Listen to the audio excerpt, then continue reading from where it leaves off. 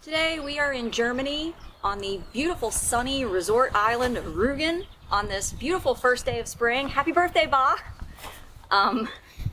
And we are here in the town of Lancken-Granitz, and there is a nice collection of dolmens right here. There's about 5 or 6 of them right here. And this is the most impressive one because it's really massive. It's really beautiful.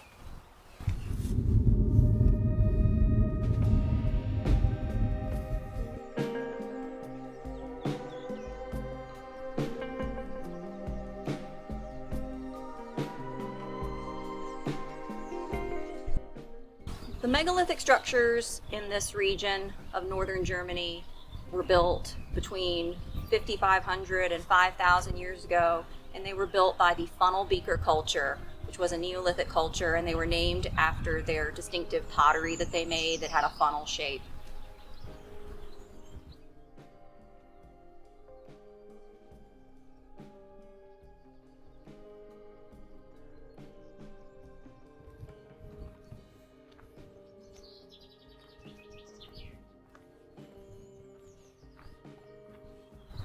Mesolithic hunter-gatherers already lived on the island of Rügen, but then funnel beaker people started moving in, and the people that lived here adopted the Neolithic way of life, and then they started building these megalithic structures. It's estimated that there were about 40,000 megalithic tombs built in this region of northern Germany during the Neolithic era. Back in the 19th century, a survey showed that there were about 239 megalithic graves that remained on the island of Rügen, but today there's only 54 because over time farmers would move them to get them out of the way of their fields. People would take the big stones like this and they would use them to build other structures on the island. So there really aren't very many of these left, but there's still a large concentration of them compared to other parts of Europe. This region has a distinctive dolmen building style where it's built up on a mound. It can be either round or rectangular, and then it's surrounded by these small stones, curb stones, and you really only find them up in this extreme northern part of Germany. So these dolmens were graves, and when they excavate them, they find bodies and pottery, some tools, and traces of food material in the pottery. So we know at this time that they were growing wheat and they raised pasture animals. The island of Rügen is the largest island in Germany, and it's been inhabited for thousands of years. It was inhabited before the Neolithic. But if you look at a map of the megalithic structures on the island, you'll see that they are very concentrated, particularly in the southeast, but there's some further up the coast in the east, but people were very concentrated on the eastern side of the island. And so that's where most of the structures are. And they think that there were just not enough resources on the western part of the island to support larger groups of people. And there don't seem to be as many rocks, big rocks, over on that side of the island. So the majority of the dolmens are down in the southeast corner of the island.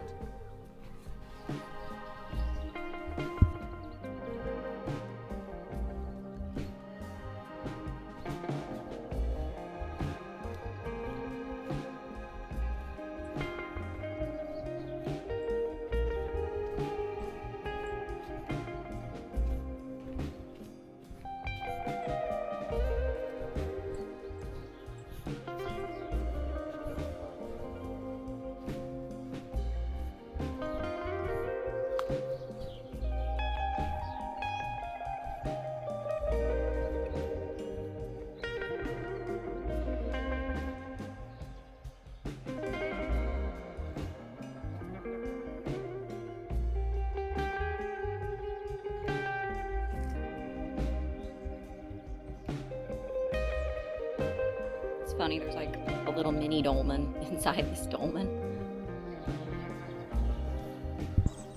So dolmens were single graves, and then they started building passage graves, which were larger and had more bodies in them. So those came later, but then you start to see, as people started using metal, there seems to be an increase in wealth, and some sort of a social stratification. You're starting to get a class system. And so then they moved into what is called the single grave culture, the Einzelgrabkultur. They started going back to a single grave. So why did they stop building these structures? Nobody knows for sure, but they were really only built for a period of about 500 years, and then they just completely stopped. But it also seems to go along with a change in the culture. They went from being the funnel beaker culture to the corded ware culture, is what they're called. And there also seems to be a development of individualism by that time. And so people didn't seem to be as interested in these sort of more mass graves that you'll see in some of the larger long barrows and passage graves. These dolmens were basically single graves. Sometimes other bodies would be added like centuries later, but the people never really disturbed the original grave that was in the dolmen, even if they added people to it later. Because the megalithic structures continued to be used as graves even into the Iron Age.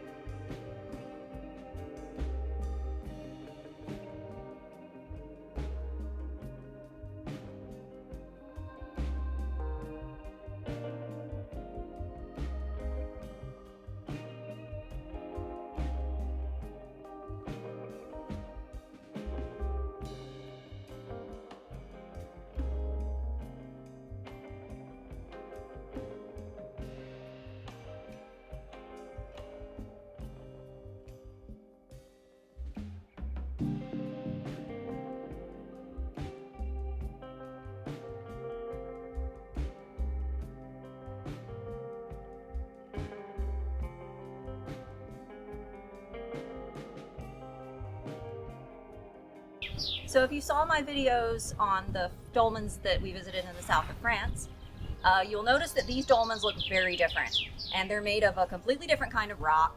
These rocks are glacial erratics, and so they would just be found around, and then people would gather them together and build a dolmen, whereas the dolmens in the south of France are mostly made of limestone. And a lot of that rock wasn't just lying around, they sort of had to cut it in the quarries and then bring it to where they wanted to bring it.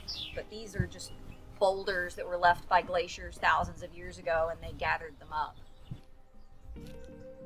Dolmens in this region are also distinctive because they will have a more narrow entryway and then it opens up into a wider dolmen, and you only find this in this part of Germany.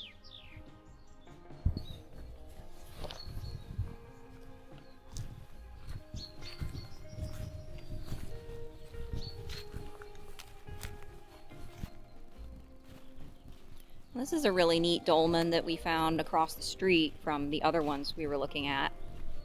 This one's really nice because it's still so buried. And so this is what it would have looked like originally. They pile up the stones and then they would cover them with dirt. But see, this one, it's on top of a mound.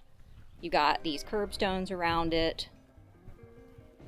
There seems to be a couple of rows of curbstones. You got these right in the front, but then there's another ring of them over here.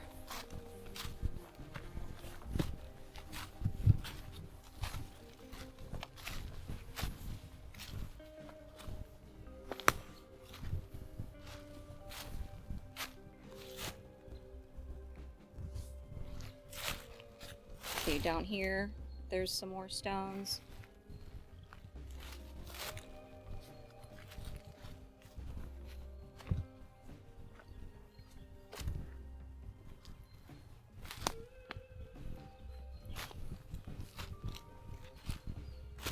See, and there's a stone here, which seems to line up with another stone here.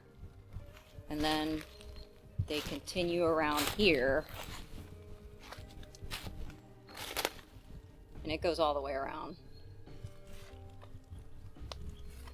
And this is what the dolmen looks like from the back. It just looks like a hill. You can't see any stones at all. You have to go around to the front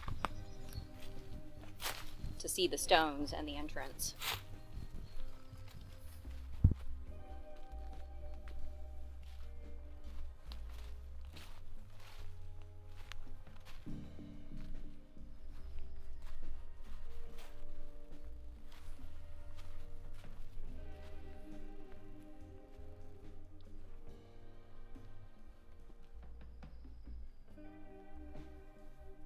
Well, thank you for joining me as we discover these dolmens at Lancken-Granitz. And if you enjoyed this video, please give it a thumbs up and please subscribe for more history videos. And I'll see you in the next one. Bye!